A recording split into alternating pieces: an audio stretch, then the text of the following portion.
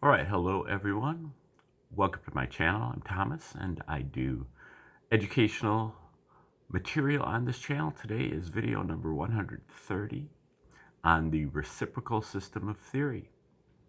And the reciprocal system of theory is a theory of everything derived by Dewey B. Larson back in the 20th century, starting all the way back in 1930, all the way up into his death in 1990. And since then, the torch has been carried on by some other researchers who have made great strides with the reciprocal system.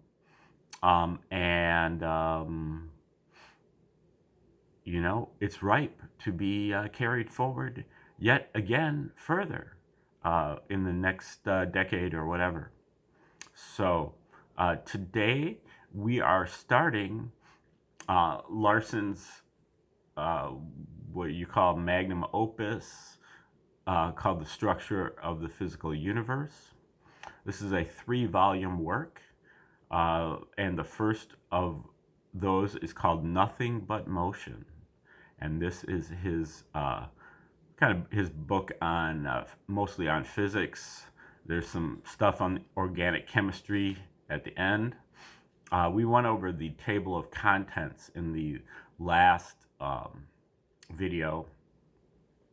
Today we're just going to start in with the work, starting with the preface. And today is one of the rare days that I don't really have to talk about the theory itself, because Larson's going to do it himself here. So we're going to learn about the reciprocal system right from the horse's mouth. And we'll start right now. Nearly 20 years have passed since the first edition of this work was published. As I pointed out, sorry to interrupt already, but yeah, Larson wrote The Structure of the Physical Universe back in 1959. This 3-volume work is really an attempt to do that again, to republish this same work, but with much greater detail and the 20 years of additional research. So it kind of renders the original version practically obsolete, although not totally. Okay, nearly 20 years have passed since the first edition of this work was published. As I pointed out in the preface of that edition, my findings indicate the necessity for a drastic change in the accepted concept of the fundamental relationship that underlies the whole structure of physical theory, the relation between space and time. The physical universe, I find, is not a universe of matter existing in a framework provided by space and time, as seen in conventional science, but a universe of motion, in which space and time are simply the two reciprocal aspects of motion and have no other significance. What I have done, in brief, is to determine the properties that space and time must necessarily possess in a universe composed entirely of motion, and to express them in the form of a set of postulates. I have then shown that development of the consequences of these postulates by logical and mathematical processes, without making any further assumptions or introducing anything from experience, defines in detail a complete theoretical universe that coincides in all respects with the observed physical universe. Nothing of this nature has ever been developed before. No previous theory has come anywhere near covering the full range of phenomena accessible to observation with existing facilities. To say nothing of dealing with the currently inaccessible and as yet observationally unknown phenomena that must also come within the scope of a complete theory of the universe. Conventional scientific theories accept certain features of the observed physical universe as given, and then make assumptions on which to base conclusions as to the properties of these observed phenomena. The new theoretical system, on the other hand, has no empirical content. It bases all of its conclusions solely on the postulated properties of space and time. The theoretical deductions from these postulates provide for the existence of the various physical entities and phenomena: matter, radiation, electrical and magnetic phenomena, gravitation, etc., as well as establishing the relations between these entities.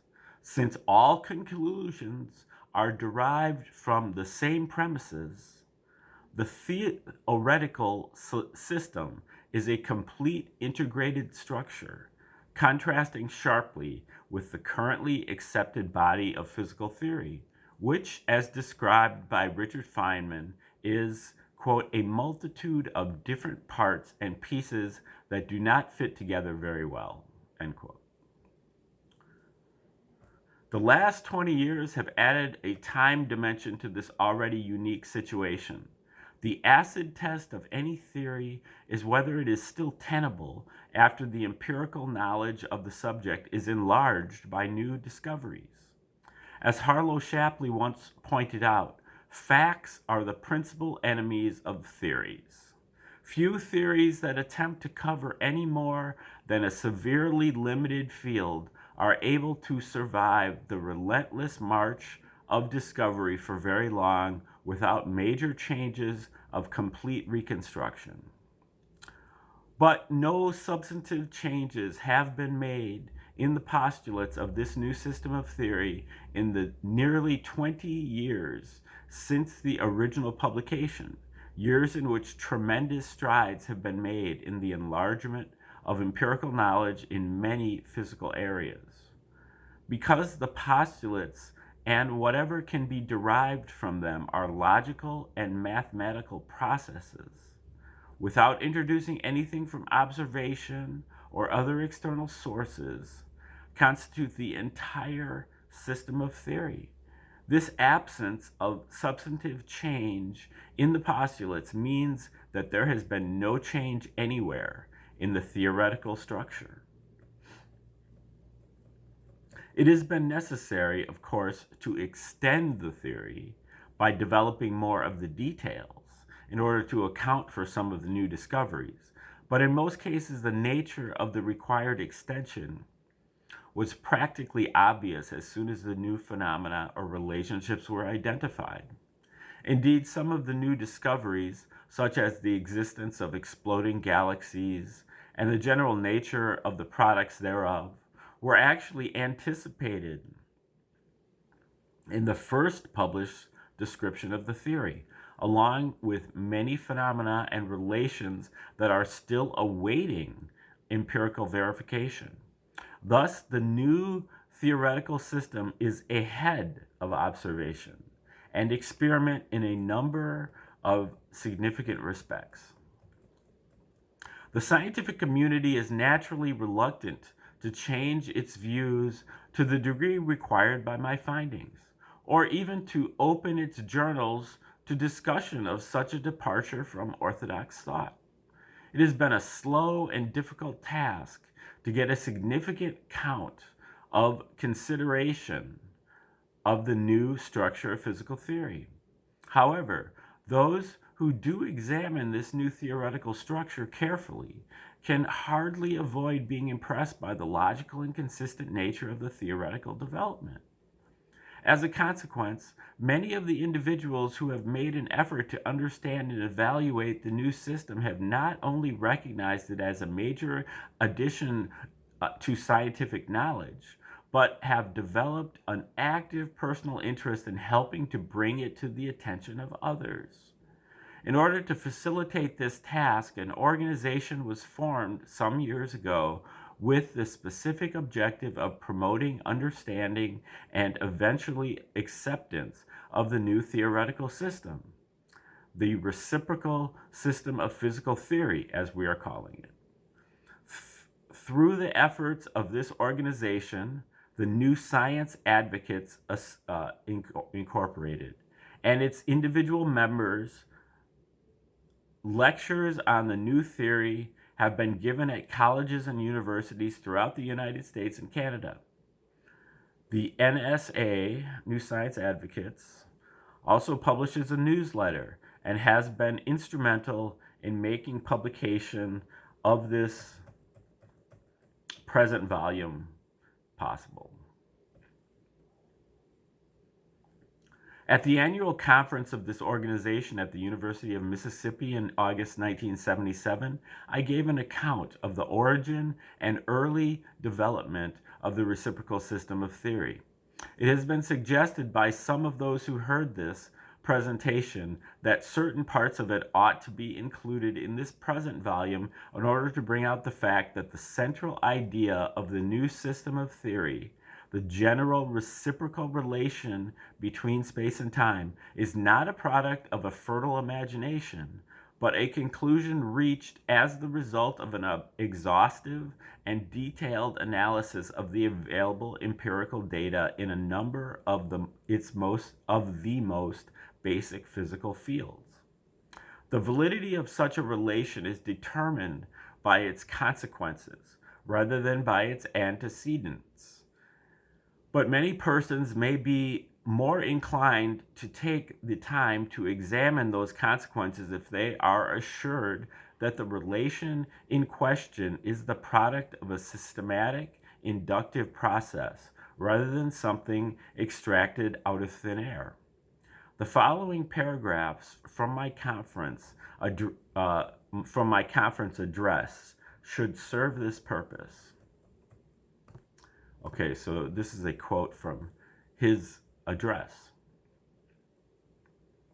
Many of those who come in contact with this system of theory are surprised to find us talking of progress in connection with it. Some evidently look upon the theory as a construction which should be complete before it is offered for inspection. Others apparently believe that it originated as some kind of a revelation and that all I had to do was to write it down. Before I undertake to discuss the progress that has been made in the past 20 years, it is therefore appropriate to explain just what kind of a thing the theory actually is and why progress is essential. Perhaps the best way of doing this will be to tell you something about how it originated. I have always been very much interested in the theoretical aspect of scientific research, and quite early in life I developed a habit of spending much of my spare time on theoretical investigations of one kind or another. Eventually, I concluded that these efforts would be more likely to be productive if I directed most of them towards some scientific goal, some specific goal. And I decided to undertake the task of devising a method whereby the magnitudes of certain physical properties could be calculated from their chemical composition.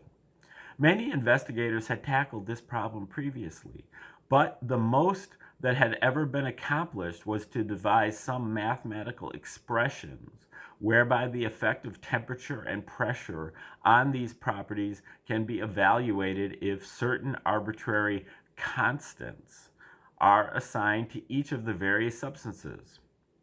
The goal of a purely theoretical derivation, one which requires no arbitrary assignment of numerical constants, has eluded all of these efforts. It may be somewhat presumptuous on my part to select such an objective, but after all, if anyone wants to try to accomplish something new, he must aim at something that others have not done. Furthermore, I did have one significant advantage over my predecessors in that I was not a professional physicist or chemist. Most people would probably consider this a serious disadvantage, if not a definite disqualification. But those who have studied the subject in depth are agreed that revolutionary new discoveries in science seldom come from the professionals in the particular fields involved.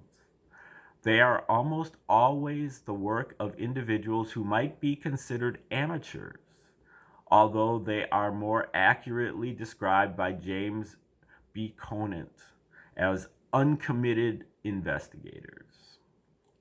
The uncommitted investigator, says Dr. Conant, is one who does the investigation entirely on his own initiative, without any direction by or responsibility to anyone else, and free from any requirement that the work must produce results. Research is, in some respects, like fishing. If you make your living as a fisherman, you must fish where you know that there are fish, even though you also know that those fish are only small ones.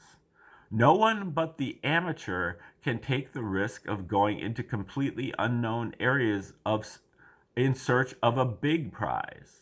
Similarly, the professional scientist cannot afford to spend 20 or 30 of the productive years of his life in pursuit of some goal that involves a break with the accepted thought of his profession. But we uncommitted investigators are primarily interested in the fishing. And while we like to make a catch, this is merely an extra dividend. It is not essential as it is for those who depend on the catch for their livelihood. We are the only ones who can afford to take the risks of fishing in unknown waters.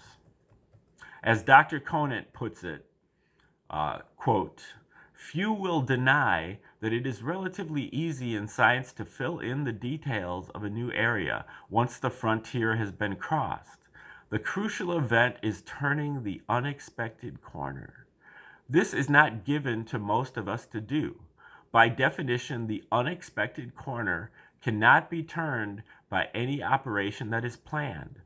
If you want advances in the basic theories of physics and chemistry in the future comparable to those of the last 2 centuries, then it would seem essential that there continue to be people in a position to turn unexpected corners.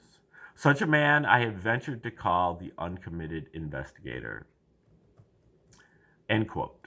As might be expected, the task I had undertaken was a long and difficult one, but after about 20 years, I had arrived at some interesting mathematical expressions in several areas, one of the most intriguing of which was an expression for the interatomic distance in the solid state in terms of 3 variables clearly related to the properties portrayed by the periodic table of elements. But a mathematical expression, however accurate it may be, has only a limited value in itself. Before we can make full use of the relationship that it expresses, we must know something as to its meaning. So my next objective was to find out why the mathematics took this particular form. I studied these expressions from all angles, analyzing the different terms and investigating all of the hypotheses as to their origin that I could think of.